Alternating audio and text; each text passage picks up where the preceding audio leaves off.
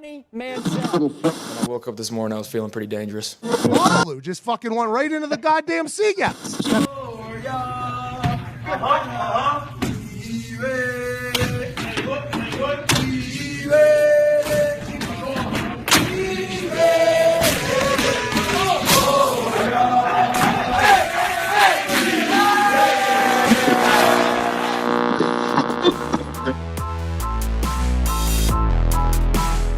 Welcome in, boys.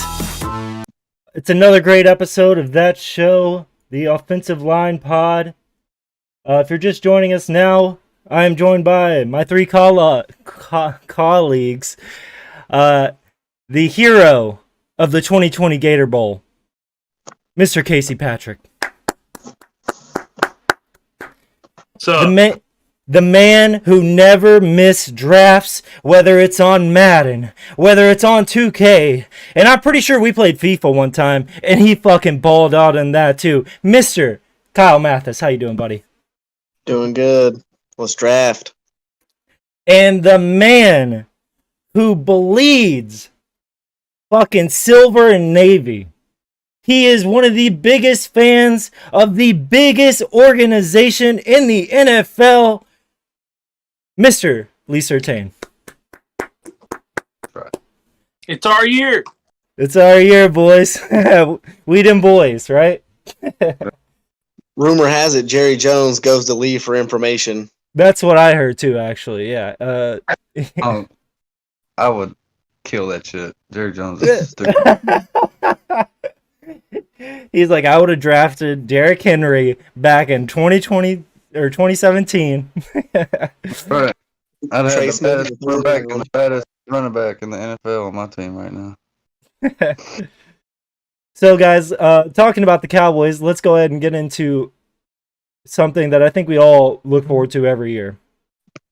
Football's back, baby. Football's back. Hall of Fame game last Thursday. I don't know if you guys watched all of it. I did, but it was kind of like background noise, more or less. But hey, I have some takeaways from the Hall of Fame game. Did you guys watch it? Everybody guys tune in? Unfortunately, I did not. Lee? I watched the first drive or two, and then, like you said, it's kind of background noise. It's just football. Hey, it's always good when football's back. Casey, did you watch it, buddy? I watched clips of it, like the YouTube clips, but I didn't watch. I didn't actually watch the game. Hey, well, I got some takeaways, boys, for a first preseason game of the year. a lot of takeaways, you know. Number one, Micah Parsons, Hall of Fame already. Let's just go ahead and put him in there. Yep. I mean, guy fell on a fumble, and you know he's already the best. Like 5 turnovers all year last year.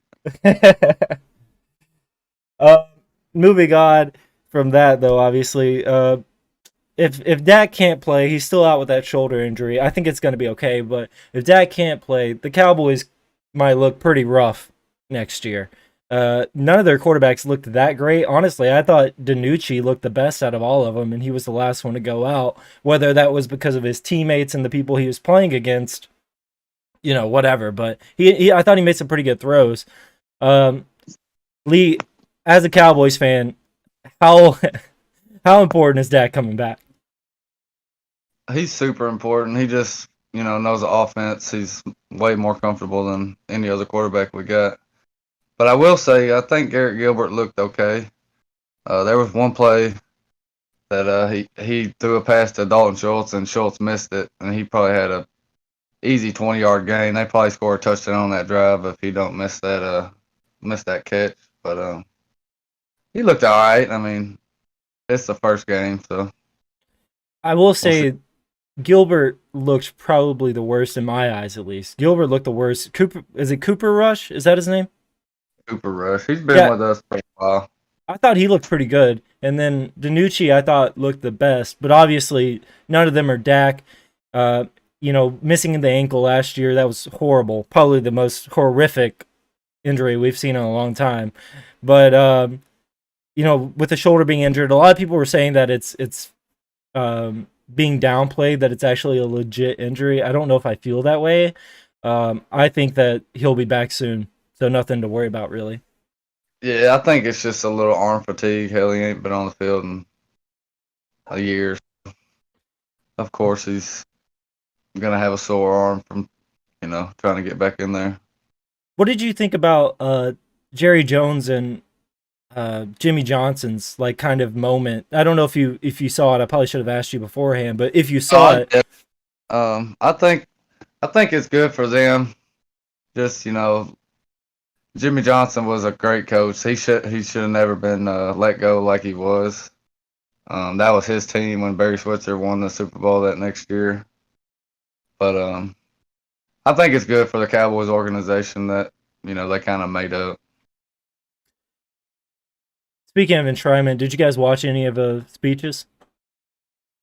I saw. Yeah, I watched Peyton Manning speech today. It was pretty good.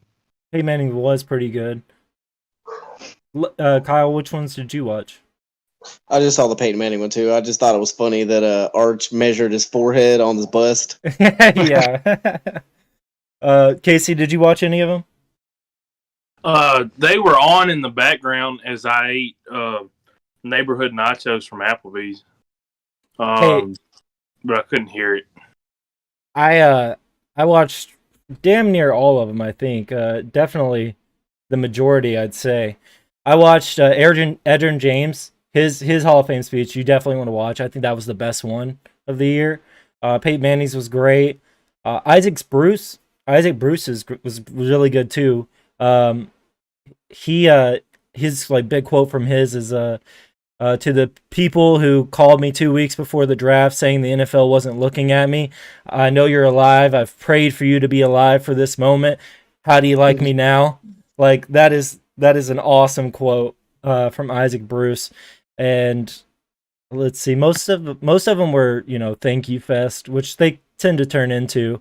But definitely Peyton's and Edgerrin James's were my favorite. Paul Malu's was good too, though. Yeah, Paul Malu's actually talk. awesome. What'd you say, Casey? They got him to talk. Yeah, he actually talked. I mean, he's so soft spoken. That is a very soft. You kind of forget because of how he played. You see the highlights and stuff, and then you see this guy come up and he's super soft spoken. Definitely not what you expect. Did he mention his hair at all? I think he did throw in a Head and Shoulders promo in there. Thank you to Head and Shoulders for giving me the most luscious locks and paying me millions of dollars. I don't even use your shampoo, but here it is. I don't even use it. But yeah, so I thought that was really awesome. Hall of Fame game, though, not the best that it could have been. But that's preseason football, especially the first preseason football of the game. The rest, come back next Sunday? This coming Sunday? Oh, the Titans play Friday. Yeah. Friday? Yeah. Oh, okay. Wow, There's okay. 2 games Thursday. They're both at like 6:30, I think. The Cowboys, I think, play Thursday. And I can't remember the other games, but the games do begin Thursday. They're Thursday, Friday, and Saturday. I don't think there's a Sunday game. Is it just 2 preseason games now? 3. No, I'm saying it's 3. It'll be 3, but I think y'all might have 4 since you had the Hall of Fame. Hall of Fame game. I I don't know believe that so, for yeah. sure. I don't know that for sure, but it's 3 for everybody now. I do think they got the extra preseason game. Yeah, they did. Hey, Casey, quick question to you. Do you think any of the ones play even a single snap against Atlanta? Some of them will. Yeah, I think some of them will. Now, anybody important? No. I could see Tannehill going in there for maybe 3 downs just to take a snap and hand it off, but they're never going to put him. They're not going to put any of them in a situation where they get hurt. But defensively, you're definitely going to see some ones out on the field because a lot of them are young, and you got to look at it like Elijah Molden. He's probably going to be a 1 before the season's over with. He should probably take about half a game worth of snaps against Atlanta. But Derrick Henry won't see the field. AJ Brown and Julio Jones won't see the field. The 2 young offensive linemen between Dylan Radins and who's the guard that had a really Oh. good year last year. Nate Davis. Yeah, Oh, from I think- Nebraska. I think they might get some snaps, but it's anybody that's important is not going to see more than 3 or 4 plays, really. Think Farley will play? He was cleared. I was thinking yeah, the same thing. I don't think he's ready. Well, and even if he was ready, and even if he's 100%, I think he's probably one of the keys to the defense this year, if they're any good at all. So, but he's still coming off an injury. I don't think he sees the field. He might play a little bit in the other preseason games, but I mean, I could honestly see a scenario where he doesn't play at all in the preseason.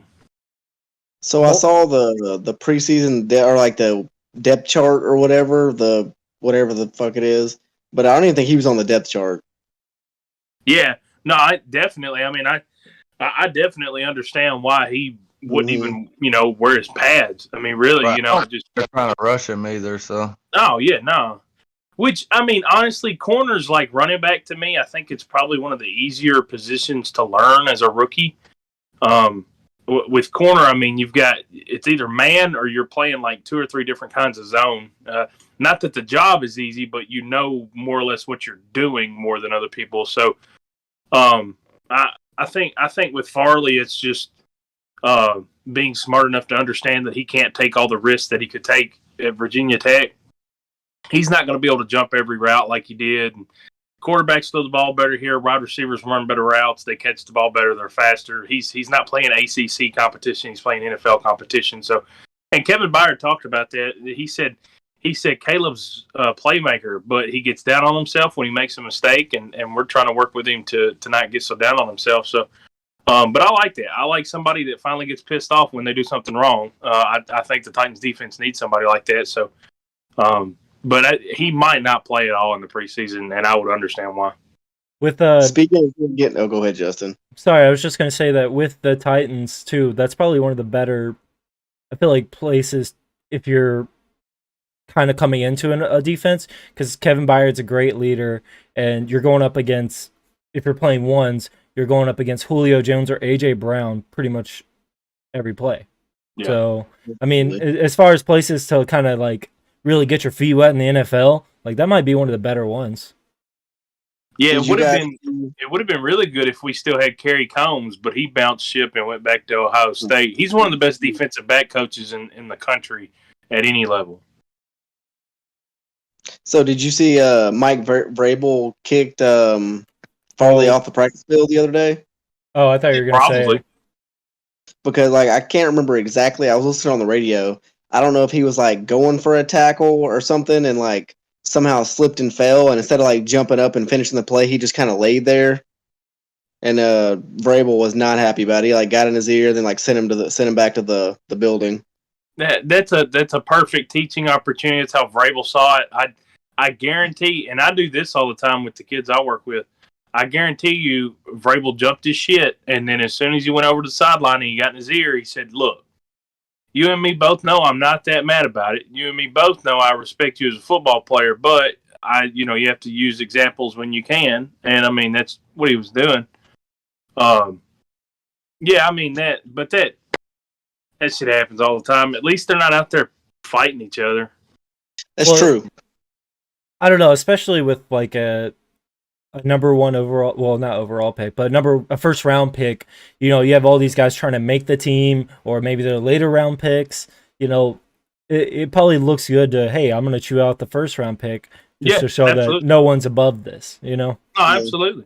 And that's, I mean, you don't see the veterans doing stuff like that, and it's because and Caleb wasn't trying to disrespect his coaches, but the veterans, they think about that when something like that happens. If they make a mistake and they're on the ground, they get immediately back up because they know, first of all, they're setting an example and they're trying to set a culture, but they also know that the coaches will see that and they don't want to disrespect them. But when Caleb hit the ground, the only thing going through his mind was the fact that he just gave up a catch. He wasn't sitting there thinking, F Mike Vrabel, I'm just going to lay on the ground. That's not the point. I know he's not thinking that.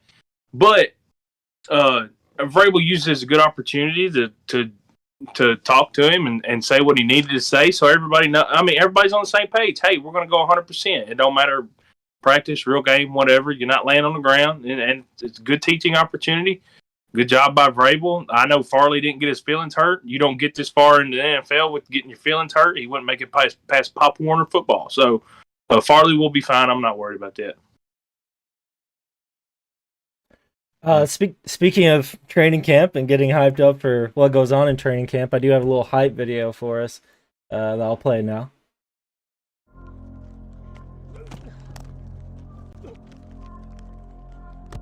Wow! Wow! Wow!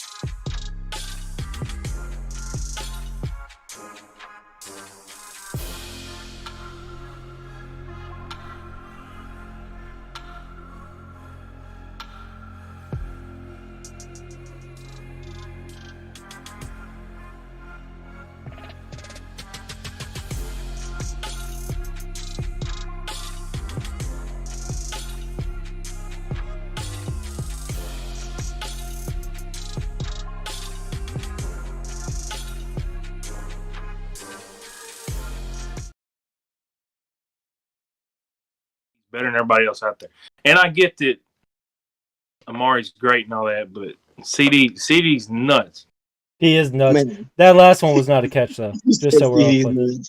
Did y'all not get that? Oh, Yeah. CD's nuts. I did not get that, but that's... Man, that first play, that route by 13, I think Mike Williams, that was nice. No, that's it's Keenan Allen, yeah. Is that Keenan Allen? He Yeah. looked a little bit darker than Keenan Allen. That's why I assumed it was Mike Williams. think Either way, it was nice. 81 was Mike Williams, wasn't it? Yeah, It is. 81 is Mike Williams. Yeah, I kind of... Did I cut you guys off?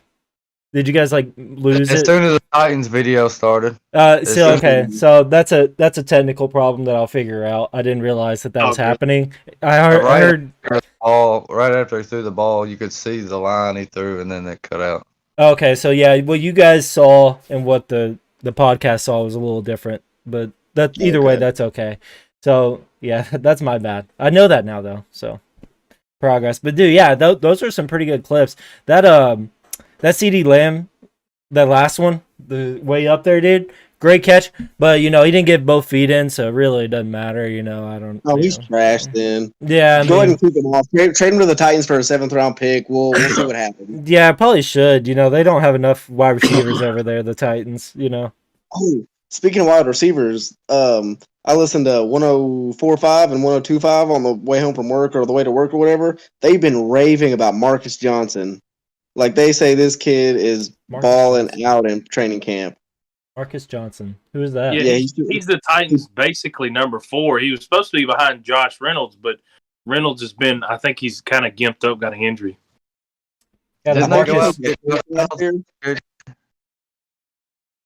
All three of y'all was talking at the same time. I don't know who said what. Didn't the Titans go get Josh Reynolds in free agency? Didn't he play Yeah. for the Rams? last Yeah. year? Yeah. And then Marcus Johnson, I think he played for the Colts last year. he Yeah. played for the Colts. never heard of him before, but hey, if he's balling out, good for him. That's what I'm saying. Take advantage But, of that like, opportunity. This is the perfect time for all of our offensive playmakers. Like, literally, half our team isn't really practicing a whole lot. So, like, everybody that's a 2 practices against the 1 defense. Everybody who's a 3 practices against the 2 defense. Like, it's really good learning experience for our depth guys or our fringe players. Yeah, no doubt. And I agree. You know, I say we just call up the or not we, it's you guys. Well, I mean, maybe the Chargers too. You know, we just call up the Cowboys, say like, look, I saw that play. CD Lamb didn't get both feet in. You know, the new replay system coming in. They probably would have saw that. You know, go ahead and trade him to me for Marcus Johnson, or you know, we'll trade fucking. We might trade Mike Williams. We might trade Mike Williams. You know, just to you know, one up you guys. But yeah, the new replay system coming out in the NFL, it's the Hawkeye replay system, and basically it's what the XFL used part of last year. I guess they didn't finish their season, right? And so it's gonna do away with the old system where the NFL referees were relying on TV producers to pick what replays they saw. So what replays we saw on TV may not have been the ones that the TV producers were actually showing the referees as well. So this means the NFL has their own camera with their own angles deciding what decisions are made on the field. Casey, go ahead. I want to know who the ignorant buffoon is that come up with that idea. Right? Because if you're a billion-dollar industry, such as the National Football League, then it just seems like you should have multiple angles, more angles than Joe Schmo here sitting on my couch at the house should have. Right? It seems like you should be trying everything in your power to get the call correct.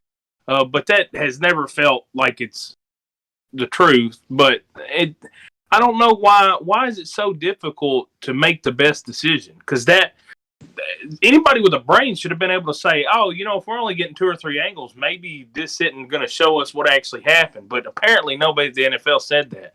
I'm sick and tired of them being negligent and, quite frankly, idiotic. It ain't got nothing to do with money. I don't know. I don't know. I think they potentially could screw a team that shouldn't technically be winning a game, or like say the Patriots are 13-0 and there's a call where they're about to lose the game. They can only give them certain replays to make the Patriots win. I could totally see that. That's fine. I mean, I almost get that idea of like Vegas setting the games and there's people making money. I get that. But you can tell the people that make these decisions, like the replay guy, be like, hey, we're going to give this to so-and-so anyway. But if it's between the Jaguars and the Jets in a game that nobody cares about, then who really cares? I mean, just tell the guy, hey, if we want this call, we want this call. But give him every angle to look at the replay if you want to get it right. If you're bullshitting, if you're on top of all this and you're trying to make money and they're setting up games, then this is going through a lot of people's mindsets. It'd have to be the guy that's doing the replay would have to know already. So that doesn't make any sense to me. Like, why doesn't he just get the replays if he's trying to get it right? And by no means do I actually think that's a thing. I'm just throwing something out there. This shit's fixed. I get what Kyle's saying. Like, if you're Tom Brady or Aaron Rodgers, you're going to get every angle possible, you know, to get that play. The call was in their favor. But I mean, especially Rodgers and Tom Brady, they get so many, you know. Hell, Tom Brady gets rules. Yeah, Tom Brady rule. Yeah. Like they literally made that rule the week after. I'm pretty sure. I want to say it was like preseason the next year. Yeah. I mean, I get the tuck rule. I get it. It's not a bad rule if your arm's going forward or whatever, but his arm never moved. It was a straight fumble. What year was the tuck rule? 03 was the game, I think, and 04 was the rule, I believe. Dang, was it 16 years ago? We're old, Kyle. Yeah, but damn. Yeah. That's crazy. I don't know, I'm a fan of the new replay system as long as they make the right calls every time. Like, there's no reason that every single play should not be called 100% perfectly every single time. Maybe not called perfectly, but after a replay, the play should always be the right call. Like, that's insane. Well, not and, making and, the wrong call. and I could get, like, if us four were sitting here looking at a replay and it's really close and we're kind of split down the middle, I could see that being something that could waver one way or the other about a decision. But when they're getting like 70% of the calls wrong, or like it just seems like they're not even paying attention, that's the stuff I have an issue with. Well, no, Well, it's like They're not if the even next close. day, if the next day they're talking about a play being called wrong, that should have never happened. Now, like the next day, if people are debating on whether was it a catch, was it not a catch, sure, whatever. That's a close call. Yeah. But like That's the what I next mean. day, if they're like, "Oh, his foot was clearly out of bounds," then motherfucker, why didn't you see that? Wow, everybody and their mom can see that. but now I think that's now we know why they never saw that, because these TV producers that are fans of, the Green Bay versus the Lions, Calvin Johnson No. catches the ball and they count it as not a catch, Or is that Des Bryant, and was it Des Bryant in the Packers too? Like, Yeah, It might Des be like Bryant. that. That was. I mean, I'll get y'all's opinion. I think that was a catch and a stretch for the end zone. yeah, I do too.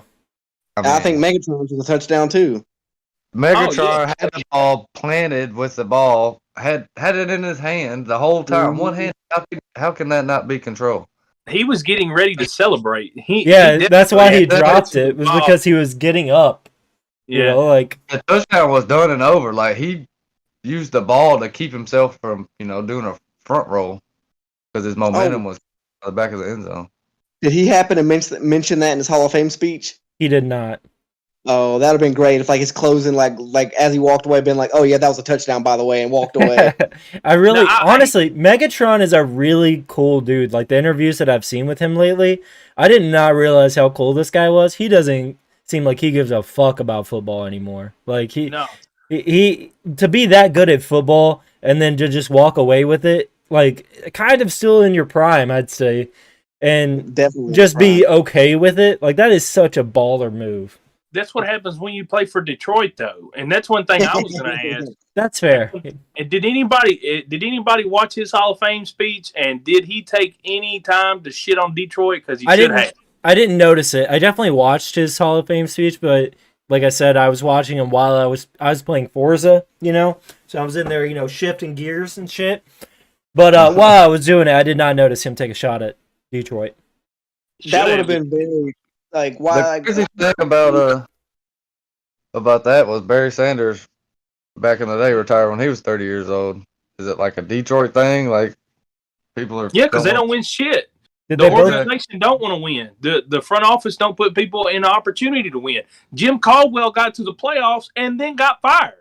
The Detroit Lions don't care about winning football. They don't. And if they did, they'd make decisions that reflected that. They do have they a did. new GM and a new owner, I believe, this year.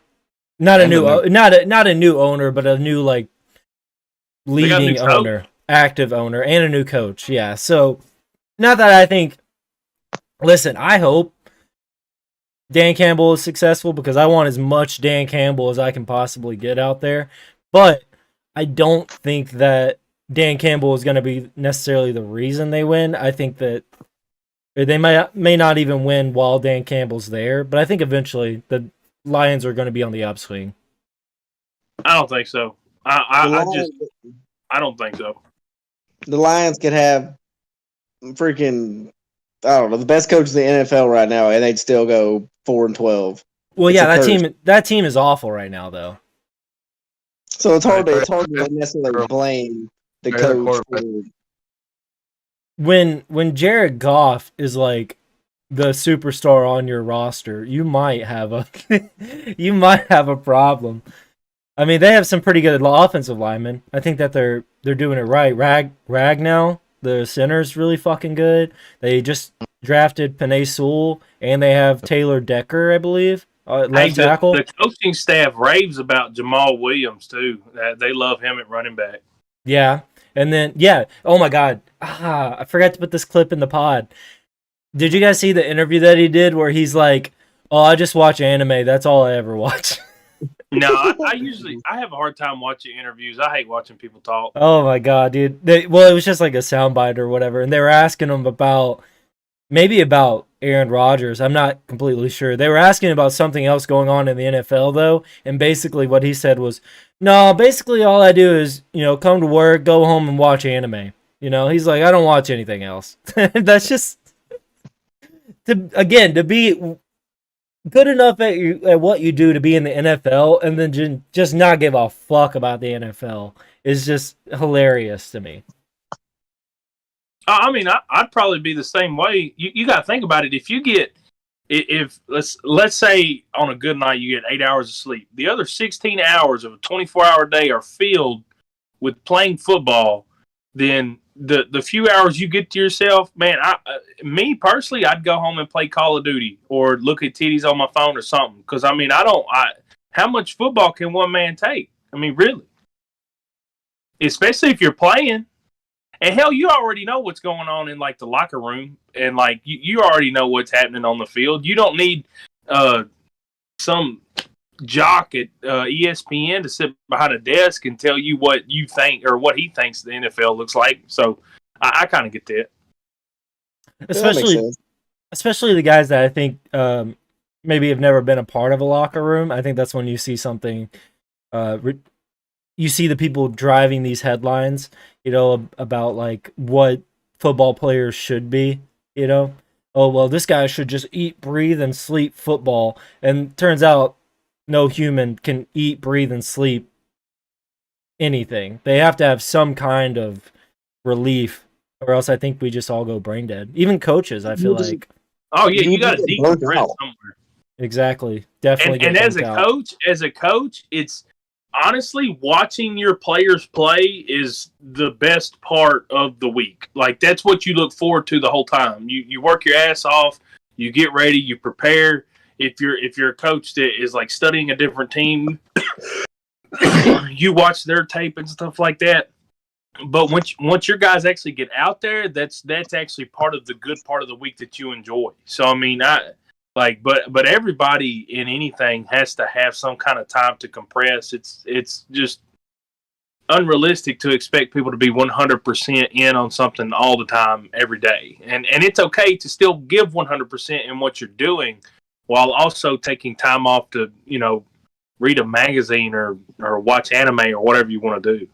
And I think also it's really important at this time in training camp when you have all these team meetings where your day literally is football pretty much nonstop, and then you go to sleep and you wake up and do the same thing. By the way, it's also 90 degrees outside, usually at least, and if you're a big fat defensive lineman, then you're going to get a little agitated. Fights are going to happen in training camp. That's why some coaches even say training camp doesn't start until there's a fight. So I think that might be interesting. Maybe they should get old, Caleb Plant down there. Caleb Plant down there in the show them what's going on. The thing about Caleb Plant is he can hit anybody, but he is hard to hit. He's hard to get a hand on. That's why he wins. So do you think him and Canelo is gonna happen? Yeah, I think so. Eventually, it's gonna take some hard work from both, like the management of both sides, but I think it happens eventually because Canelo wants that unification opportunity really, really bad. Okay, so when you're talking about unifying the belts, we're talking about same class, different promotion? Yeah, so like you'll have like the WFO. That's one operating boxing management, and then like Caleb Plant's belt is in the PBC. I think it's Premier Boxing Championships. And like I said, I believe there's 5 total. There may be 6 total, but I believe there's 5 total. And Canelo is the 168 weight champion in everything except WBC, which is what Caleb Plant holds. I didn't realize that boxers box cross promotion. I guess because the MMA world, it's pretty much UFC and everyone else below them. So in the boxing world, they don't really have that. There's like intra promotional like fighters, people that fight multiple promotions. Well, a lot of it is you've got guys that like in the WBC that they're gonna WBC and WPC are two different ones.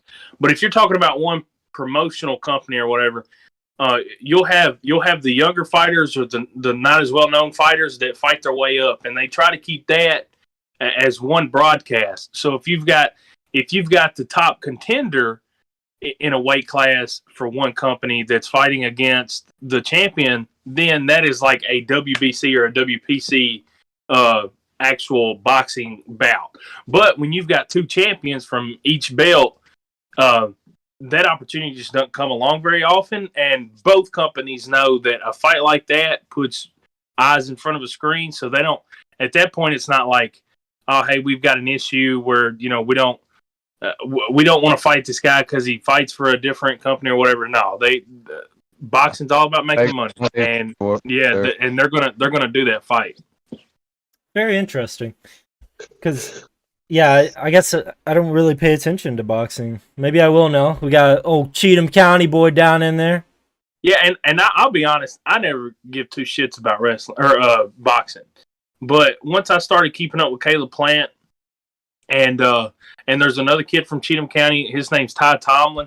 They're both undefeated. Caleb Plant's my age. Tomlin, I think, is 21. So you've got two guys that I've been able to become a fan of. I enjoy watching these guys because you see a more personal aspect of it, like as far as what I do, because I cover them. So like you feel like you kind of get to know these people and you do root for them. And like last year before COVID really took over in February, Plant defended his title in Nashville in Bridgestone. And when I asked for a press pass, I kind of figured they'd tell me no, or if they gave me one, they'd put me all the way in the back. But they put me 3 rows behind the boxing ring, and I mean, you could see the spit come off their face when they got hit. That's how close I was. And stuff like that. I mean, it really allows you, especially since I'm blessed to be in that situation. It allowed me to really become a fan of the sport, especially these people that I get to cover because. Be quite frank, I mean, I just like watching them kick other people's ass. So what are we going to do? We're going to use your press pass for every, Titans and Vols game next year? If you'll shut up, I might try to. I was going to keep it all to myself. Man, if we could Seriously, somehow... though, we need to get tickets or something to a Titans game once Justin gets down here. Titans game, Vols game, either one. I'm totally... Both, maybe. We should do a podcast halftime. I already have season tickets to the Titans. I'll go fucking I'll go Sounds game too, but I was thinking Nashville SC, Give me an MLS, out there. If it ain't hot outside, I'll go watch the soccer game. If it's hot outside, I'm not sitting out there and watching soccer. You guys been to one of those yet? I assume no. No. Okay, I was about to say, I wonder if we got Chance out there. We out there, maybe they just bring the Predators chant over to soccer, tell the goalie that he sucks, If it felt good out there, I would go watch a soccer game, but it's hot. And, I'm sure tickets are pretty cheap for that compared to Vols or Titans. They were cheap till Nashville soccer team started winning. They started doing pretty good, and now the prices have went up just a little bit, but they went up a little bit. Oh! Speaking of soccer, sorry to change the subject, but you guys see? I think it was Messi. He got like 2 years, 105 million or 4 million or something like that. Oh yeah, I did see that. I think today, right? Yes. Yeah, he playing for like France or something? Yeah, somewhere in France. PSG, or he left PSG or something like that. Oh no, He left Barcelona. Yeah, he joined PSG. Yeah, Pierre Saint Germain. Grigioni or some shit like that. I don't know. Yeah, Paris Saint Germain. Oh, okay. Yeah, they're pretty much the only good. Well, that's probably not fair. They're the best team in France as far as French club play goes. That's huge, though. I mean, Paris Saint Germain, they got a lot of money backing them. They've got a lot of good players. Mbappe, now Messi. They also have Cavani, I believe, and a little short dude who's also French. Antoine Guzman. I was gonna say you could give him any name you wanted to, and I couldn't tell you he was wrong. I mean, I they got fucking Caleb Plant out there at fucking goalie or defender. People run by. Bah! I know like 2 soccer players, and it's Ronaldo and it's Messi, and then like I guess you could count. Latan, I know him. Who was that Landon guy? Played for America. Landon Donovan, yeah. Donovan, yeah. And then David Beckham. Oh yeah, he only because he had that movie made after him, which is a fairly decent movie. The Bend It Like Beckham movie. It's a pretty good movie. Freaking Pulisic, guys, national team. Christian Pulisic. He's like the wonder kid of America right now. He sounds like a deacon at my church. Somebody's getting a lot of text What was messages. the little 15-year-old kid back in the day? Freddie. It's like a little bit. Though, I'm sorry, go ahead, Lee. What was the 15-year-old kid back in the day? Freddie something. Oh, Freddie Adu. Yeah, there you go. Fucking, I remember that. dude, he was like a scam artist. He was actually like 28 years old and he was pretending to be 15 or some shit. No shot. Yeah. That's cool. I actually want to see that 30 for 30. That sounds like fun. Yeah, so he joined DC United at the age of 14 and was spoken of as the next Pele, which is like the greatest soccer player of all time, basically. Right. That'd be like me going back to Creekwood and saying, "Hey, do y'all need a high school bowler?" Yeah. It just so happens I'm 17 and moved into the area. Yeah, I want to say that there was, man, I can't find anything now, but he basically got there and kind of sucked, and then it kind of, I don't know if it came out or if it was just rumored, but it was at least rumored that he was as old as like 30 years old when he was pretending to be 14. Jesus. Which is electric. I hope that's true. So I do too. That's great. I love that. big I remember seeing that though and being like, oh yeah, I forgot about that guy. Whatever happened to him? And then yeah, it turns out Good on him for trying to make some cash though. I mean, I don't disrespect the hustle. where was he? He was from an African country. Freddie Adu. I want to say it was like Liberia or something. I'm going to say Nigeria. Ghana. So close. Yeah. I don't actually know On the other side of the freaking. Yeah, I don't know the actual physical distance from Ghana. I know where every country is on the globe. I could definitely do well. I don't think that I could do, especially once you get into like Africa. It's a little iffy in there. I know where everywhere's at. Have you ever played that game GeoGuessr? No, it looks like it would piss me off. It's actually kind of fun. I still pay $3 a month for it because like I don't know why I haven't played it in probably 6 months. That's how they get you, you know.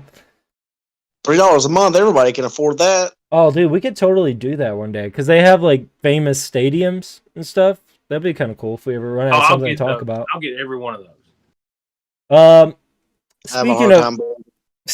Speaking of geography, there's a place called Buffalo. That was a good pivot.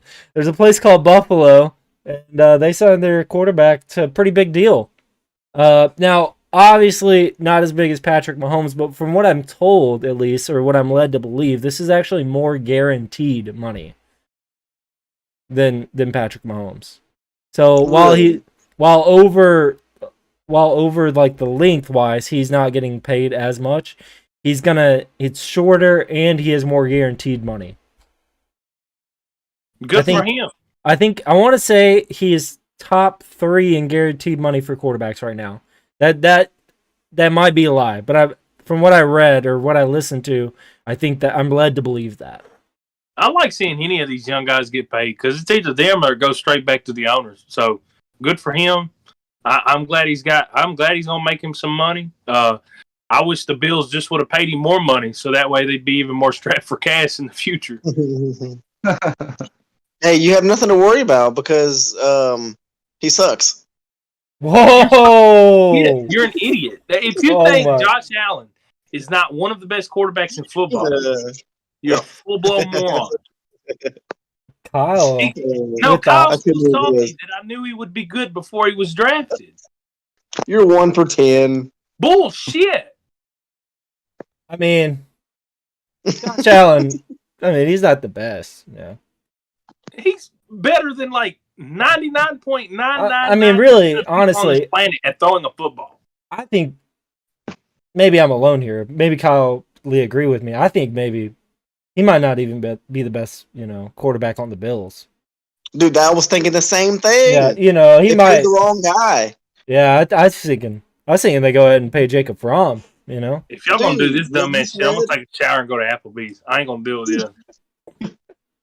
Now I'm just waiting for Sam Darnold to get mega money. Now listen, I heard he's fine. I heard he's good. I've been on the Sam Darnold train the entire time.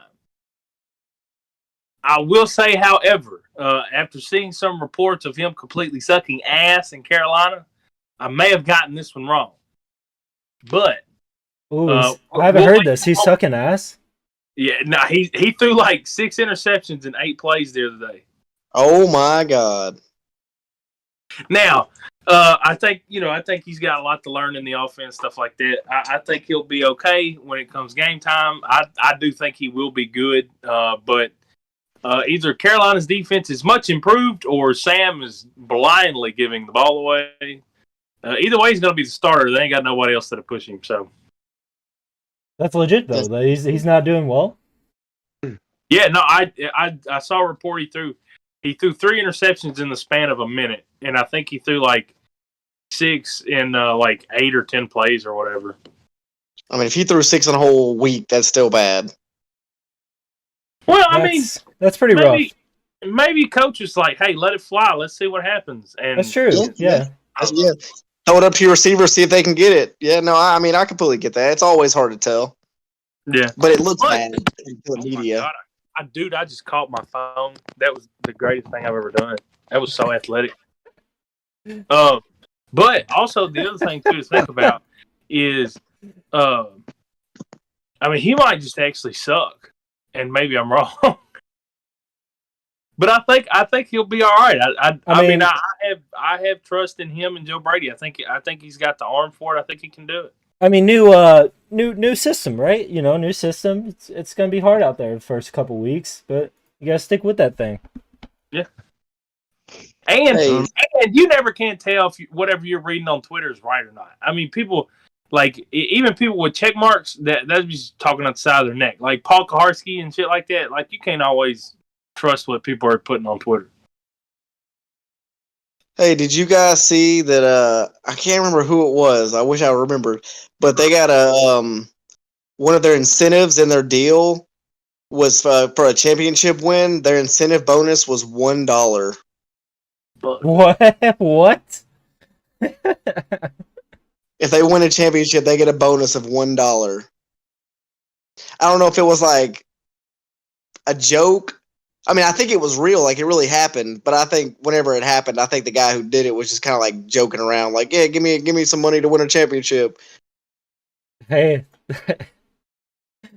went out there and got that dollar those too. old dudes Yeah, just man. a ring. Yeah, exactly. It was. I think it was some older dude. I think it was NBA actually. Oh, probably Carmelo. Carmelo got all that money. No, it wasn't Melo. Oh, okay. No, Melo's Oh. getting paid the big bucks, man. He's probably gonna lead the team actually more than Oh, LeBron. He better than LeBron. I said he averaged 16 a game last year. It was 14.3. So No Kyle way was- he does that this Right. time. Oh, what are you talking about? He's gonna average 26. Like a No career way. year. If he averages 16 minutes, I'd be surprised. Yeah. Hey, probably. speaking of NBA contracts, did you guys know Dennis Schroeder is right? Schroeder. yeah, Yeah, the dude that's got the weird spot in his hair. Yeah. So he played for the Lakers last year, and he was the Lakers. I think offered him like 3 or 4 years for like 66 or like 80 something million last year, like midseason. And he turned it down. So he was trying to get a big contract from somebody. So he signed a contract. He just signed with the Boston Celtics for $5.9 million for 1 year. You guys might not see anything for a second, but the podcast is up. Okay. Cool. Yeah, All right, just sorry keep- about Yeah, that. so he got $5.9 million when he turned down the Lakers offer of like it was close to like $20 million a year. I'm gonna take a piss real quick. I'm sorry. Well, damn, we couldn't do all this before the show started. Oh no, I I thought I was good. Well, hell, we'll just keep talking then. Go ahead, take your piss. Man, I wish I remembered who got that $1 bonus. Like, I thought that was hysterical whenever I got the update. I was like, no way. I remember reading about it, but I can't. I had no idea. I don't even remember hearing it. I'm pretty sure it was NBA. Because that's at, like, I don't know. Oh, did you guys see Xavier Howard apparently reconstructed his contract with the Dolphins?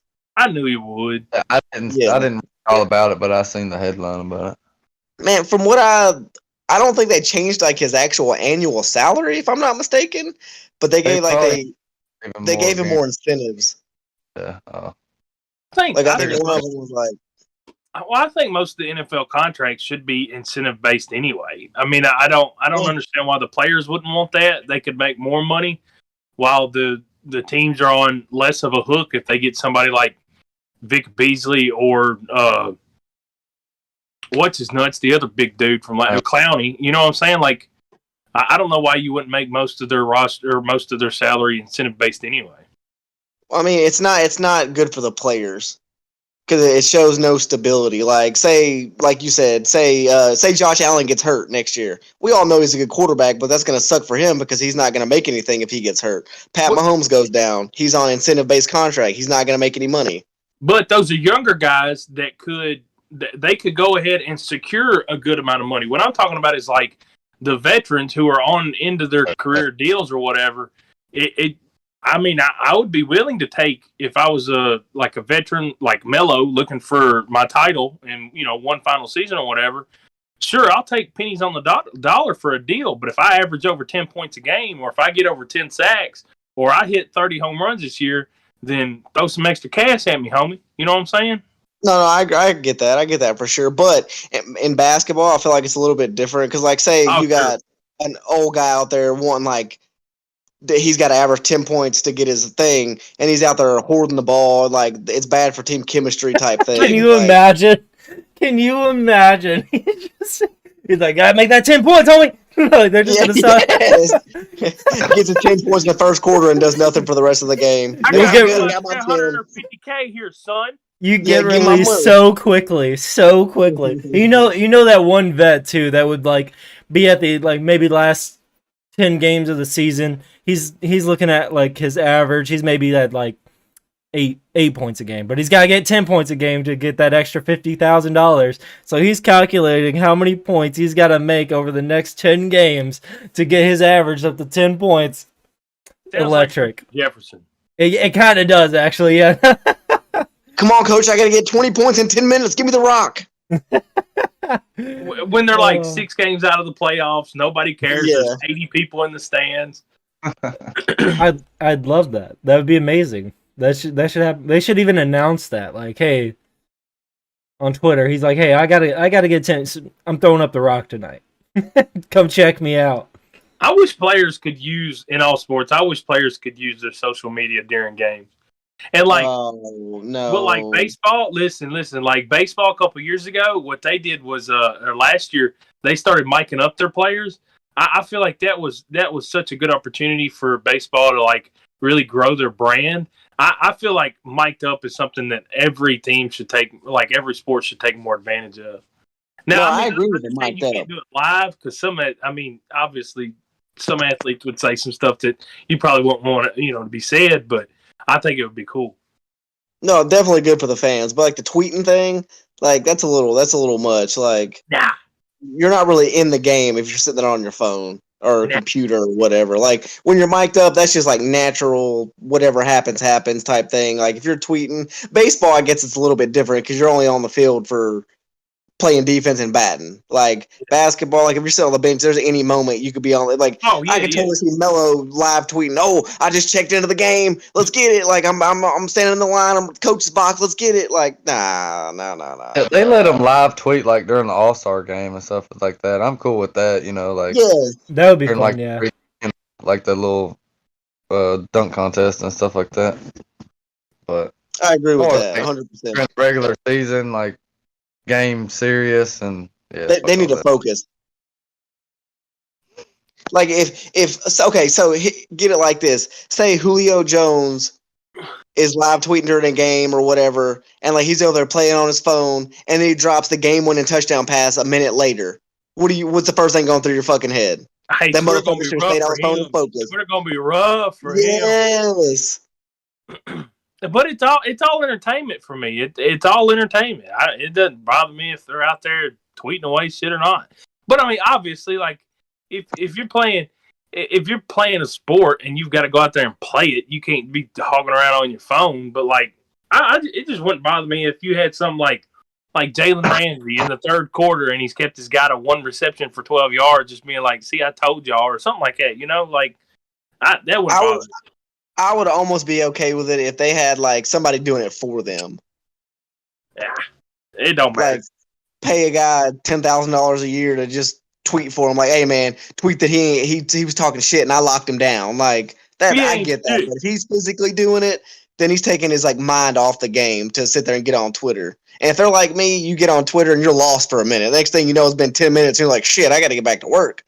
You want to know what I want this year? What I want is fucking Michael Thomas and Sean Payton both on their Twitter during the Saints game, adding each other with a Twitter war. That'd be fucking awesome. Tweeting each other. Yeah, that. So I'm assuming you're referring to the whole him not talking to the Saints for 3 months thing. Yeah, and apparently he's firing back on Twitter now. Yeah. Okay, just making sure I'm following that. Yeah, I saw that. I have a feeling that's not going to end well. Probably not. Wait, Michael Thomas of the Titans. You heard it here first. Oh my Yeah, God. but what I mean, I would quit. how good is Michael Thomas really? Whoa! What? Now, would I like to have him on my team? Absolutely. I'm not saying that. No. I mean, you got to think about 140 He caught 200 balls. Like, 1,700 come on, yards, he's gonna have 1,700 yards. and 72% of that off of 5-yard slants. Yes. Hey, and they still couldn't guard him. Can't guard Mike. That's true. That's fine, but how good is he really without a Hall of Fame quarterback? Well, maybe We're gonna find out. that might potentially be why he wants off the Saints. I mean, we can make that That's argument. Yeah. Without a whole Hall of thing Fame with the quarterback, Saints is without Sean Payton, how good is he really? He might be a nobody. Or he might continue to be one of the better receivers in our league. I mean, I'd might say be he's a probably Black 1,000-yard Amendola. receiver.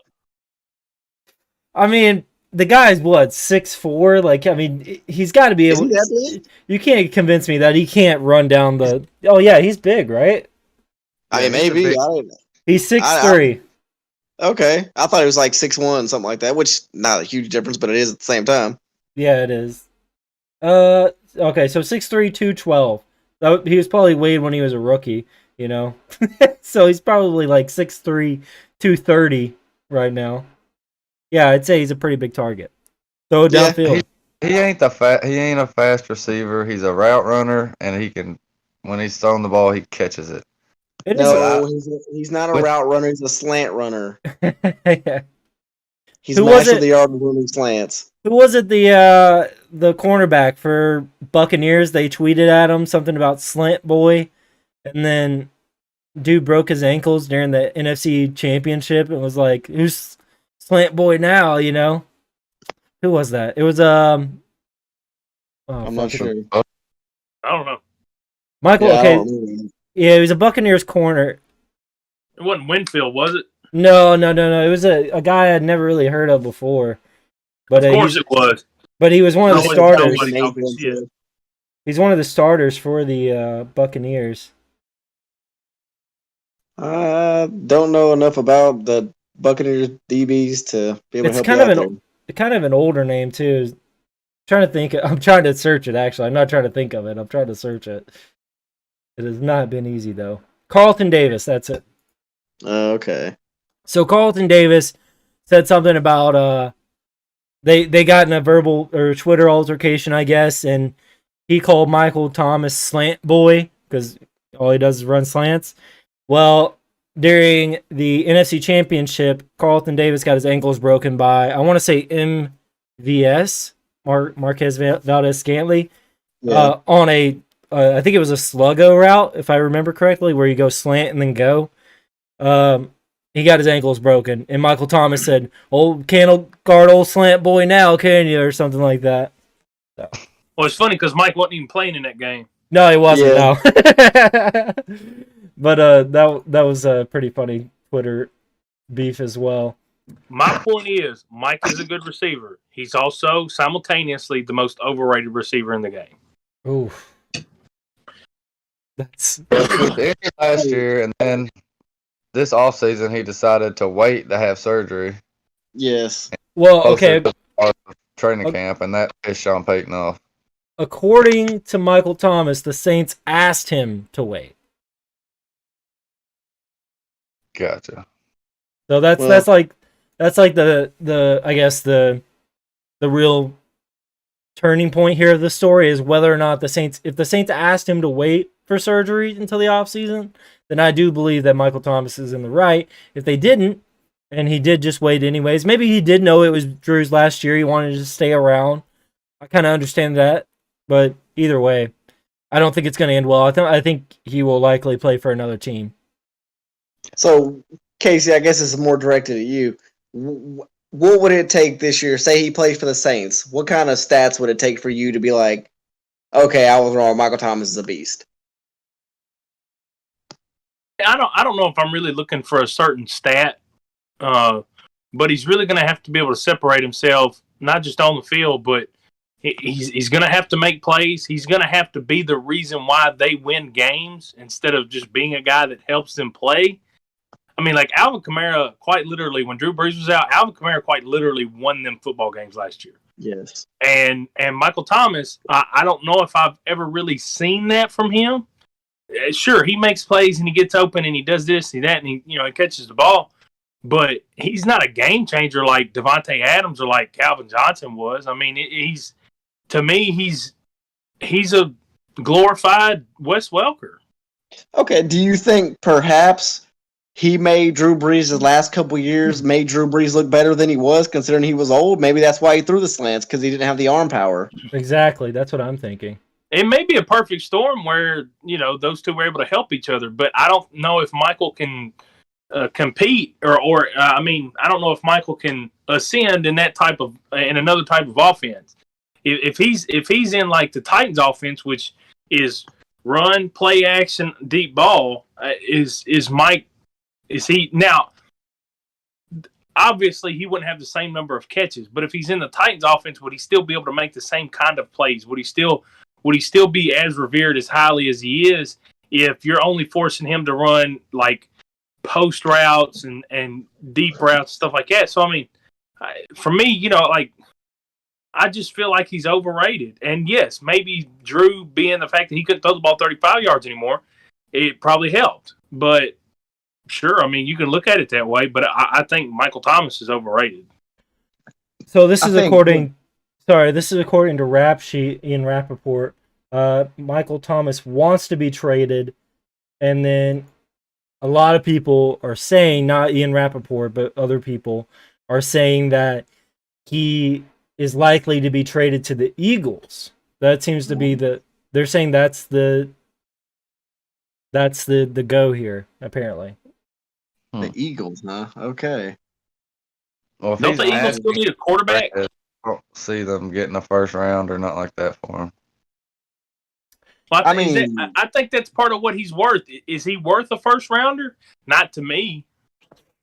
Not whenever Julio just went for a second. Not coming off the injuries, I wouldn't give up a first round pick for him. Yeah, I think He's that's where it healthy. is too. If Michael Thomas can play like Michael Thomas previously, if I think I'm going to be a late draft pick, I probably do take that. Like if I think my team's going to be really good, not necessarily the Eagles. If I'm, let's say the Buccaneers, it would be weird if the Buccaneers didn't make it at least to the NFC Championship this year, I think. So if I'm the Buccaneers, we don't need a wide receiver, but if we did, I would think about making that trade. The Eagles, I don't think they're going to be very good. They might be middle of the road at best. They might be like pick 15. To me, that's not really worth it. Yeah, but why would you sell your future for a chance that like an opportunity to win now when you obviously can't win now? Yeah, that's what I'm saying. Yeah, if that doesn't make sense to me. Now, They could be like the Texans and trade away their first round pick, and it turns out to be the 5th overall pick. Now, hey, a team I could see Michael Thomas going to and actually doing really, really well would be the Los Angeles Rams. Yeah. Because I feel like, Ooh, that's scary. well, yeah, but I mean, you got to think about it. Sean McVay is the type of guy that can figure out ways to get dudes open. Now, I think they've got a strong receiving core, and I don't really know if they necessarily need him or can pay him. But, I mean, I feel like for Michael Thomas to truly be the best Michael Thomas he is, he needs to be around Sean McVay or Andy Reid or Kyle Shanahan or somebody that's going – do what? Or Sean Payton. Or Sean Payton, somebody that's going to be smart enough to know how to use him, because I feel like he's really he's a specialty type. He's more of a gadget player than anything. You can just keep using his gadget over and over. Right. I mean, if you're getting a 1,700-yard Michael Thomas, then of course I'm gonna give up a first-round pick or whatever. See, He's okay. not one for me, not as a Titans My fan. thing about his 1,700 yards, how many catches did he have that season? Like 140 or some shit like that? Yeah, it was a lot. Like, I mean, the 1,700 yards is a little bit overrated, in my opinion, on that. Like, if every receiver in the league had 140 catches, how many of them do you think actually have less than 1,700 yards? Right. If you give Jerry Rice 140 catches in a season, he's probably got 3,000 yards. You know? Exactly. Or Okay. think about somebody like Tyreek Hill or A.J. Brown, like guys that have routinely make big plays. DK Metcalf is another one. You talk about guys that routinely catch balls for like 15 to 20 yards per catch. Yes. I mean, I think AJ averaged like 18 yards a catch last year. So, I mean, you're talking about close to like 2,400 yards? Let me look. 25? I mean, that's insane. If he caught 145 balls.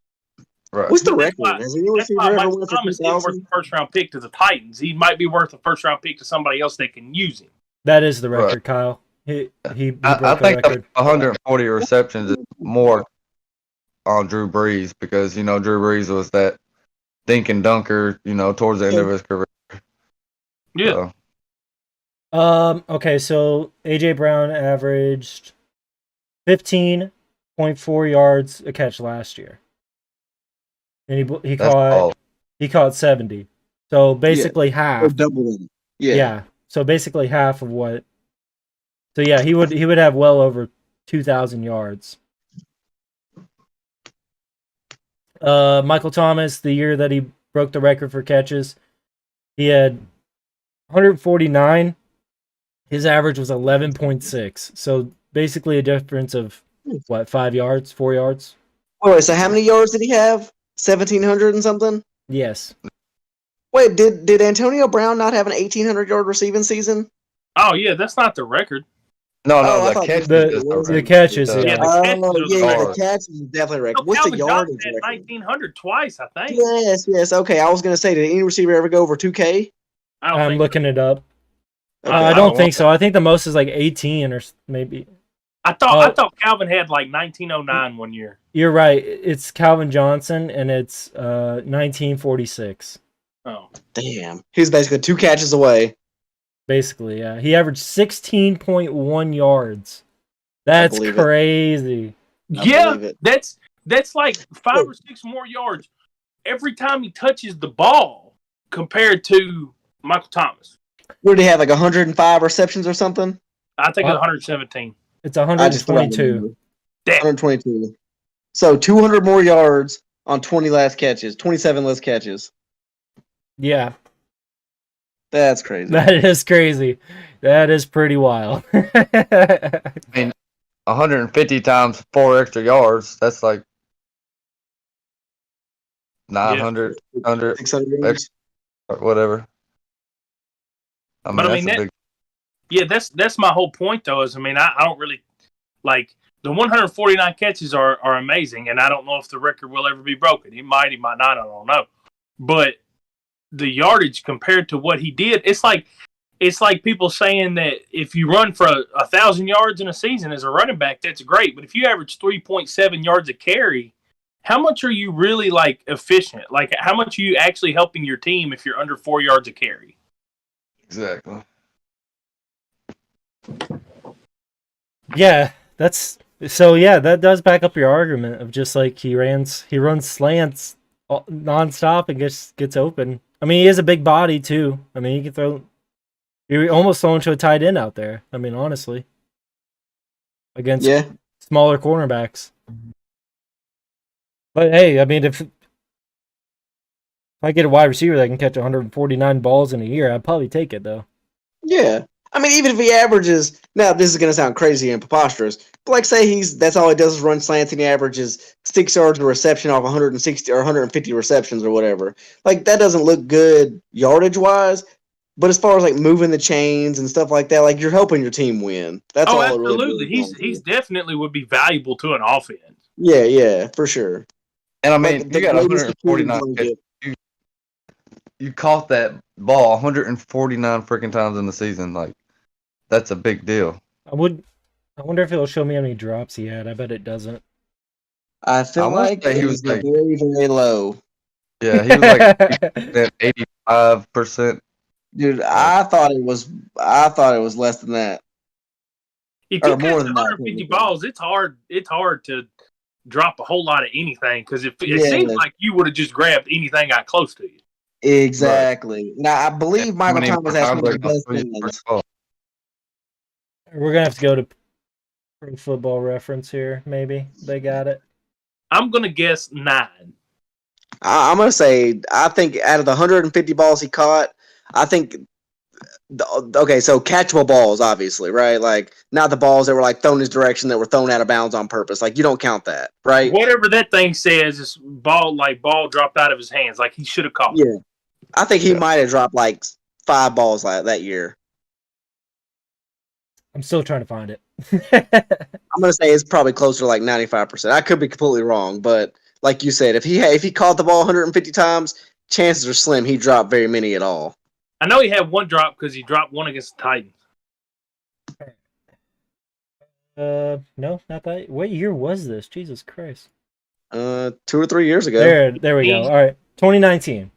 2019. Okay, so he was targeted 180 times, and he caught 149.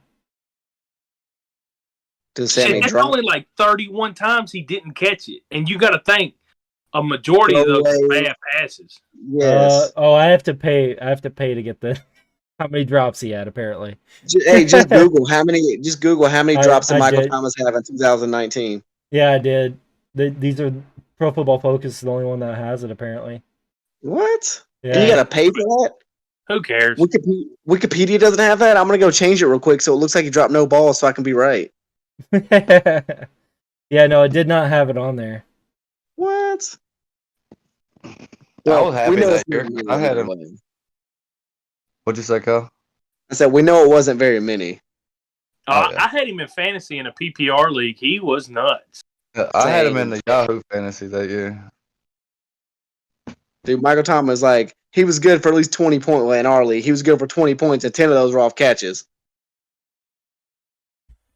That's Yeah. crazy. 149 catches.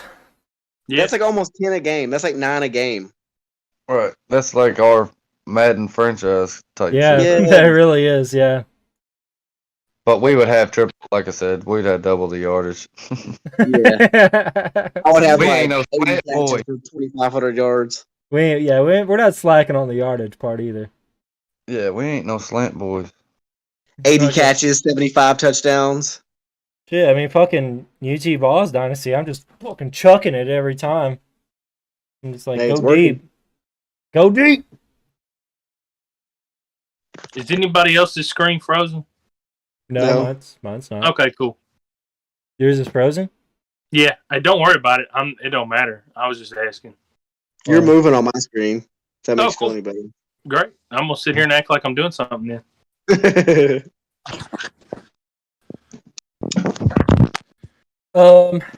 My So- phone is abnormally hot. It might be about to blow up. Oh, Jesus. Any big news out of your guys' training camps that's got you excited? Titans or Cowboys?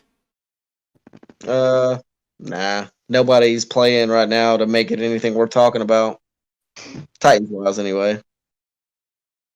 I'm excited about our defensive additions. I hope they live up to the hype in the regular season. But so far, they look like Micah Parsons, Jabril Cox, Yeah. cornerback, Joseph from Kentucky. They all look pretty decent for rookies. I mean, they played pretty well in the Hall of Fame game for the first few drives. I mean, granted, they were going up against Mason Rudolph, who's Right? probably Oh shouldn't Lord, probably shouldn't even be on an NFL field. how was Joshua Dobbs not that second string quarterback? He is That's what I was above going to say. way better than that dude. So I did see that there were a lot of Steeler fans saying the same thing because Mason Rudolph did not look very good. They're saying that it might actually be between Haskins and then Dobbs as I don't know if he'd be scout team or if you want to keep 3 on your main roster or what, but Right. Okay, let's get this in the air. Let's get this out there. Dwayne Haskins is terrible. Casey's gone. Dwayne Haskins is absolutely horrible. He hasn't proven anything. He should have never been in the draft that year. He should have went back to college. Dude. He didn't look bad. I didn't think he looked bad in the Hall of Fame game. I mean, I didn't watch the Hall of Fame game. I'm just going based off of his actual NFL play that he's had so far. It's been horrible. He should have never been on the field game, starting in no kind of game his first season, but he kind of had to, so I guess. Yeah, that's true. And then he got those bad reps in.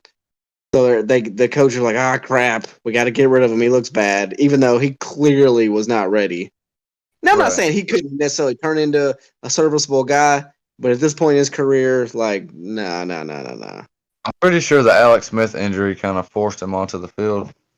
100%. Shit, go back and I'd watch the Hall of Fame. He looked good, dude. Like he definitely has the physical ability, I think, to play in the NFL. Like the way he throws the ball, he was slinging the ball out there.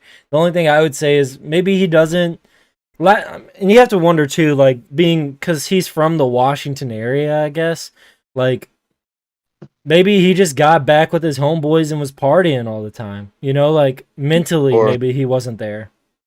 Right, or he just didn't care. Because I don't think the coach at the time was talking too highly about him. Rivera. It wasn't. I don't know if it was Rivera. I'm pretty sure Rivera drafted him. Okay. So I don't think he had a very good reputation in Washington. Oh Jesus, what is going on? Did Casey rejoin? Yeah, I'm back.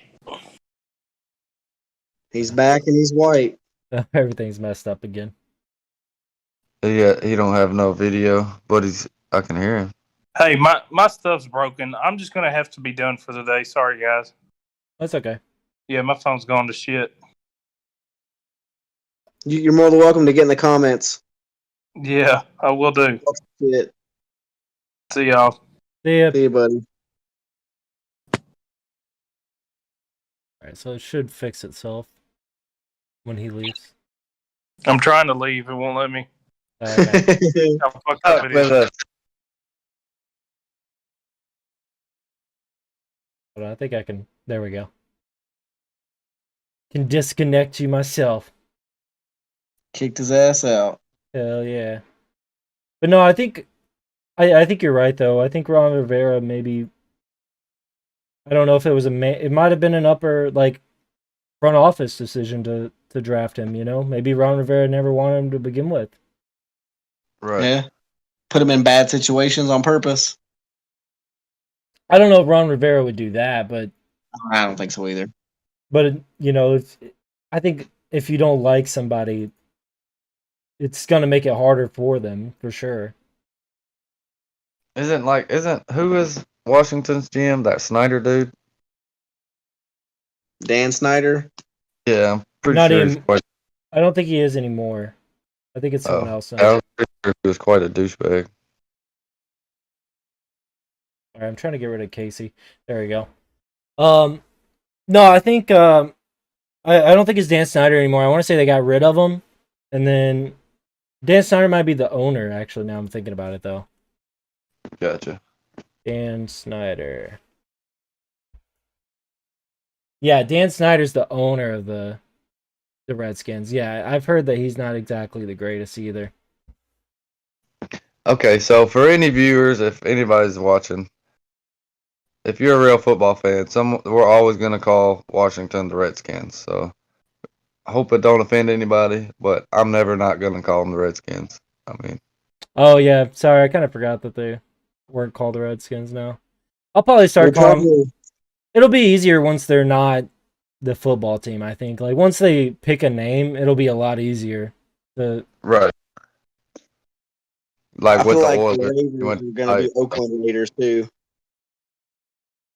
we're still probably calling them just call Oakland. Yeah, I still I call feel the like- Chargers the San Diego Chargers all the time. Yeah. So, and that's I mean that's my team. So it's gonna it happen. happens. Yeah, you'll get used to it eventually. Yeah, especially once we win a championship, and start filling out the SoFi Stadium more than the Rams. Sure. I can't think of anything more crushing than the Chargers winning a Super Bowl in Los Angeles, because that means that they're not going to leave. Oh yeah. true. I read Nashville might be getting an MLB team. I don't know Yeah. how active that is. That would be sick. It's in the talks. Still here. He can give me some more info about it. I think it's completely retarded that the Nashville Sounds is the farm system for the Oakland Athletics. Not anymore. Yes, It's the it's Rangers Called now. up, they gotta fly all the way to California. It's the Rangers now. Oh, is it the Rangers? Yeah, for some reason Nashville changes a lot. Like I remember. They as a do, kid- because they was Milwaukee, and then yeah, I was about to say they used to be Milwaukee back in the day.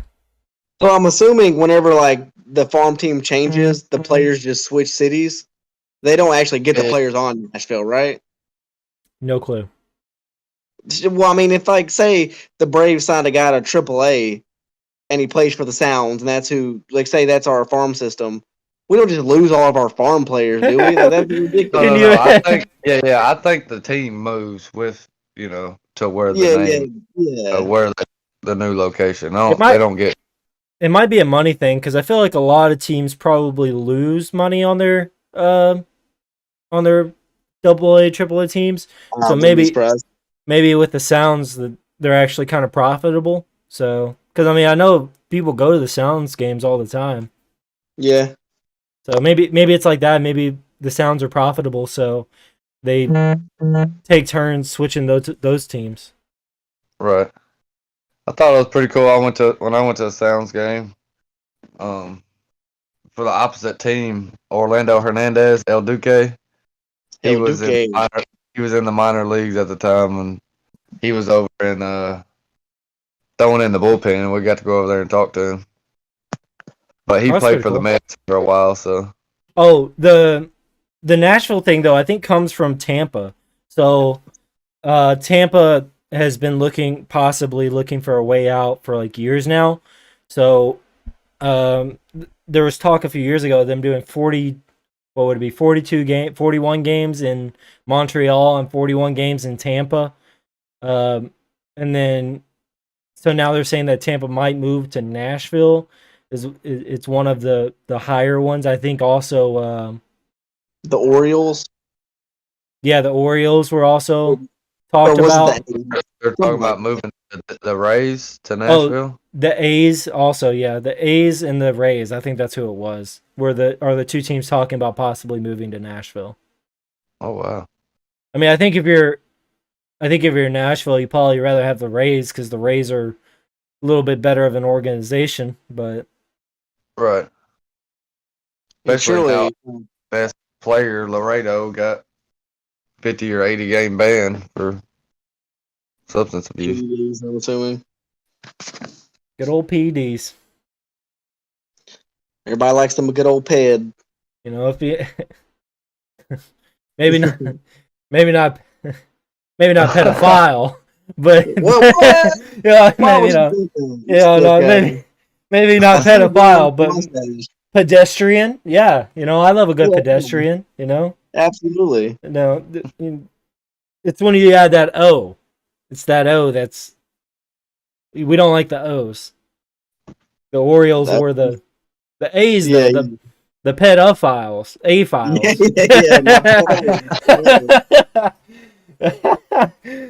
That's the A's new name. That's what they're gonna be actually. Is the pet A-files. Oh, well. Little, they're following the Predators kind of route to Nashville. What else we gotta talk about I don't know. That threw other me than- off a little bit. other than pedophiles? Hopefully. The Oakland Pedophile Athletics. Aw. That was No, back no, when. the Oakland Athletic Pedophiles. Oh, there Oh. we go. Yeah, Much better. nice ring to it. Yeah. Man, can't wait for football season. 30 days away, I think. So are we gonna Yeah. do the Yahoo deal, or are we gonna try to do a different site? You can turn it back on. Yeah, we could. Fantasy. I think we could do Yahoo.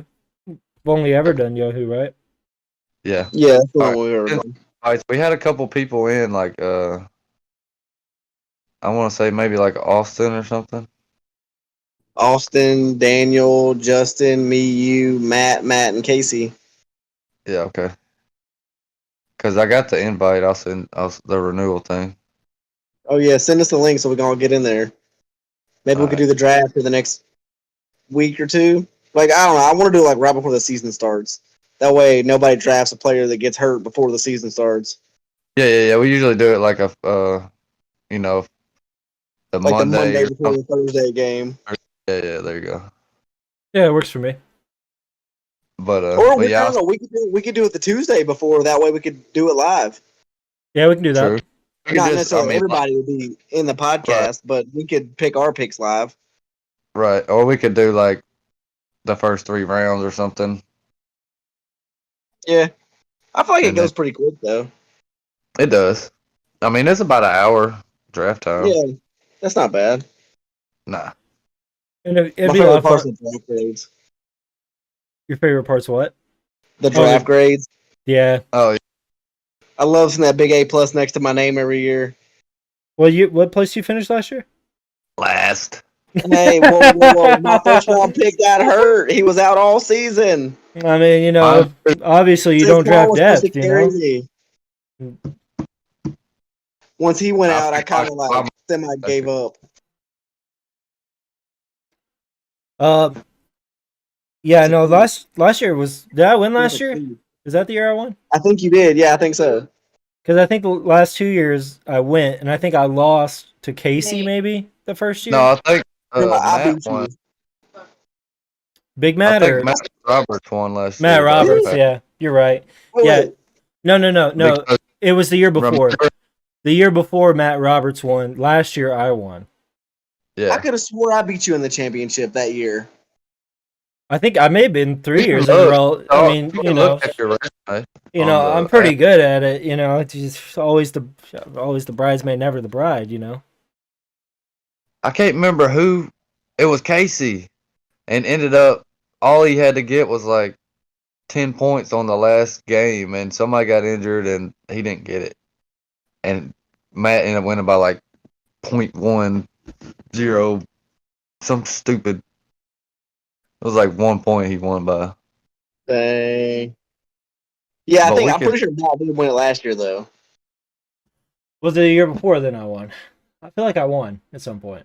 Wait, no, maybe you did. No, I don't know, dude. I can't. It's all. You can blur. look, like I said, when you get back on the app, you can look. It'll tell you if you got a championship. Yeah, I was trying. I can't remember how to log in, or else I would have done it just now. But either way, you know, Lee hasn't won a championship. You know, it's his year though. It's his year. Wait, no. It's, yeah, just like this Cowboys year. Yeah. Hey, I've been super close. I've been in the playoffs every year we play. You know what you should do, Lee? You should draft Dak. So that way, like, your fantasy season and your actual season both depend on Dak. That's it. Right. See, I was gonna do that last year, and you beat me to picking Dak, and then I picked Dak I last feel like year? that might be a bad move though. It might end I up was making you hit so that. mad after the first 4 games. I was like, this motherfucker done Did got I my pick- quarterback. I picked Dak last year? Yep. Oh And man, he was killing it for you for 4 games. good for me. And then yeah, I do remember seeing that injury and being like, "Fuck." So that's probably why, because that was my quarterback in fantasy. Oh man, I'm excited though. Fantasy's always fun, even if I'm not Yeah. great at it. And if y'all want, we can maybe like we don't have to record it, but we can do like a little Discord and do the settings and like go through and if y'all want to change anything or as far Oh as like yeah, the point. yeah, we could do that. I don't know. I like the way we do it though. Right. Yeah, it makes it interesting. Like nobody's ever out of a game. They could be down by 50 and still have a Come tight back. end and have a chance. Yeah. Fuck, even a kicker. I think one game last year, or maybe 3 years. No, it was before I moved to Florida, so fucking 4 years ago. Like 4 years ago, I had a kicker get like 50 points. Damn. Because I remember I was like, "Oh, I'm fucked" or whatever, and I was sitting at Montgomery Bell, and then I looked down at my phone, and Cairo Santos had got me 50 points. Yes. It 50-yard field goals. Like what the fuck? it was something crazy like that. It was. I'm pretty sure he played for the Chiefs at the time, and they was just offensively. I think it was the year that they didn't throw a touchdown pass or something like that. Oh no, not to a receiver. No, that's what it was. Yeah. They put them to Yeah. running backs and tight ends until like I think they ended up doing it, but it was like week 13 until it happened or some shit like Yeah, that. Jeremy Macklin ended up catching it. Yeah, I'm yeah. pretty- That was a long time ago. It It seems was. like it. I know, right? We're fucking old as shit.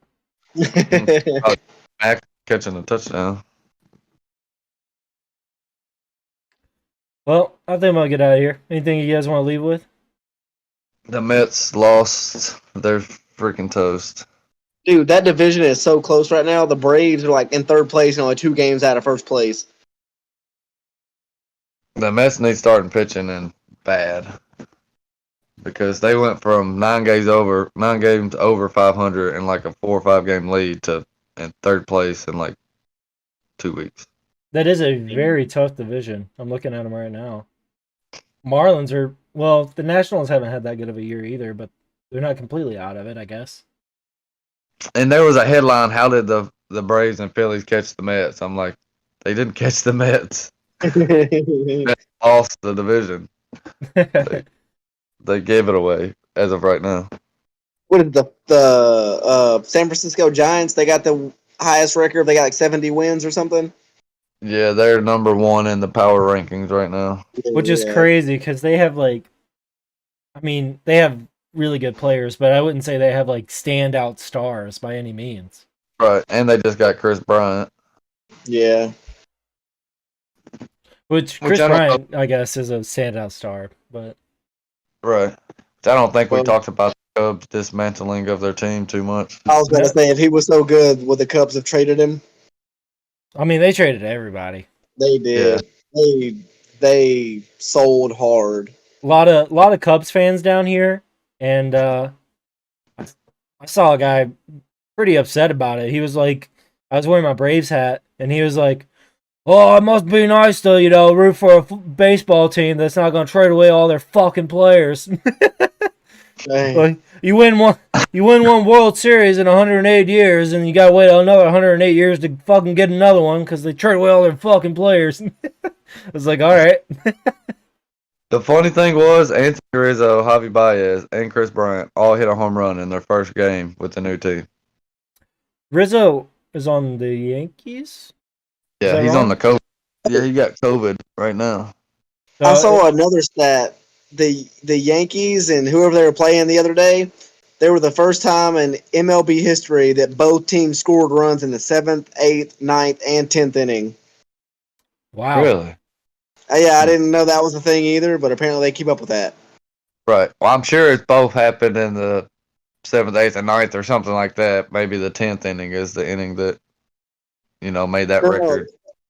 From what I understand, it went to 11 and the Yankees won. Well, they do have that new rule or whatever where you get put on second base, Yeah. in extra Yeah. innings. So that does help scoring in extra innings. I feel like. what is it? The Olympics do like first and second. I don't think know.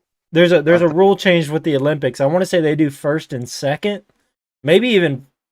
No, they don't do third and second. I think they do first and second in the Olympics. So Are the Olympics over or are they still going? It's all pretty much over, I believe. I think there's still Yeah. a few Okay. things left. Okay, because me and Mandy were sitting at Jonathan's yesterday, the restaurant, and like they were doing some swimming, and I Yes, was like, I couldn't figure out if it was a replay or if it was live. A lot of people were arguing that they should put whether or not it's replay or live somewhere on the Yeah. fucking thing. But Right. yeah, all swimming is done. I know that. All swimming is done. Okay, okay. think It sucks because like when I seen the score like of the basketball game on the ESPN, it was done. Well, it hadn't even aired in the USA yet because it's in Tokyo. So I already know the game before I got to watch it. That's gay. Yeah, that's pretty bad. I don't think that this Olympics was very good though, production wise. I don't think NBC did a very good job with it. Right. I don't think I watched a lick of anything. I mean, I watched like the big highlights. Like I don't know if you guys saw the wrestling, the Gable Stevenson, I think is his When he name. was down by like 5 points with like 10 seconds left and won. Yeah, he came back and got 2 takedowns and won. Like Yeah, one yeah. takedown was like right as the buzzer hit, and then he hit that sick Yeah. backflip. Like that, I watched those kind of stuff, but no, I don't sit there and watch the Olympics. Like, Yeah, I'll Did you see see some like the highlights. 14-year-old or 13, 14-year-old skateboarder girl won gold? Yeah. yeah, I did see that. That's pretty cool. Oh, I just saw a video. Like, I'm pretty sure it was the Olympics. They were like running one of the marathons or whatever, and some guy like runs through. Now they have all the water sitting out for them to grab as they go. Yeah, Some guy like ran through, and knocked over every single water, and grabbed the last one. Like, he just held his hand out, and knocked every single one of them over, just being a dick. Wow. electric. I love that move. That's fucking awesome. Quit. Like 20 minutes ago, or like 10 minutes ago. The did you guys see the speed walking bike What? racing? Oh my god, dude, it's electric. Hold on, let me stand up and show you how they walk. All right, so trying to figure this out here. So they're like it's all on the hips. Like it's fucking, dude, they fucking get after that shit. Like, dude, what Speed they like? walking? Yeah, so it's like a 4-hour long marathon. Like I think the winner was 3 hours 50 minutes, and they're fucking speed walking the shit out of it, and like quite literally the shit out of it because they will shit their pants while they're doing this. Apparently, Oh my god. okay, there was a guy in France or from France. He had the lead at one point, and then like all of a sudden you see him like run off towards like the side. Apparently, he went to go find some fucking porta potties to shit in, and he did not make it. So he lost the lead, and then comes back, and he's like fucking going, and there's just shit all in his pants. No. Apparently- That's, Apparently, the same thing happened in Rio too. So he's a repeat offender for this. So somebody tell that French speed walker to fucking not eat the day before this competition, dude. fucking liquids only. Did y'all see they had an indie race in the streets of Nashville this weekend? Oh yeah, I did see that. yeah, okay. It was Talking about like pretty the cars, like the Indy cars or whatever. yeah, they were doing 190 miles an hour in the streets of Nashville. Fucking awesome, dude. I'd be out there on the fucking like is it the Rosa Parks Boulevard Bridge thing? I'd be out there fucking woo! fucking that'd be awesome. I mean, they have one in St. Pete too, but that's about an hour away from me. Well, anything else? I think that's it. Happy birthday, John Morant. Uh-oh. Oh, John Morant. Happy birthday, dude. Thanks. Yes, sir. From all of us, Appreciate it. all of us here at the Offensive Line Podcast, we appreciate you bringing the Grizzlies out of the depths of the grit and grind era, and creating a new culture that fucking dunks on motherfuckers. Yeah. He almost ended Kevin Love's career. Dude, if he'd have made that dunk, oh my god. That literally might have been, if he would have made it, would have been the best dunk in the history of ever. Oh, okay. I Right. haven't seen That that. would have been up there with Like- Vince Carter jumping over dude at the Olympics. you know? Yes. I mean, Oh wait, I think I have seen this. Where he jumps over him but doesn't make the dunk, or like almost gets over Like, him or something. the rim of the his Nearly back- jumps over Kevin Love in near poster dunk. All right, so Yes. got Dylan And Brooks Kevin Love driving. even got up like, oh my god, if he'd have made Passes it that. to Morant. Oh goodness, he was close. That was that would have been fucking awesome. He didn't. I mean, He it didn't. just He felt- didn't even have that much of Right. a space, you know, to really get off either. Like he was at like the top of the key almost, and Kevin Love was like maybe halfway in the paint from the basket to the foul line. Like that's That's it. pretty good hops. Looking Straight like- bunnies, son. Looking like me out there, you know. All right, I got food waiting on me, so I am gonna go. But appreciate you guys coming in today, and I thought it was a good show, pretty fun show. I thought. Yeah. Sucks Oh, it was Casey. Sucks Casey couldn't stay with us the whole time, but oh well. I'll see you guys next week.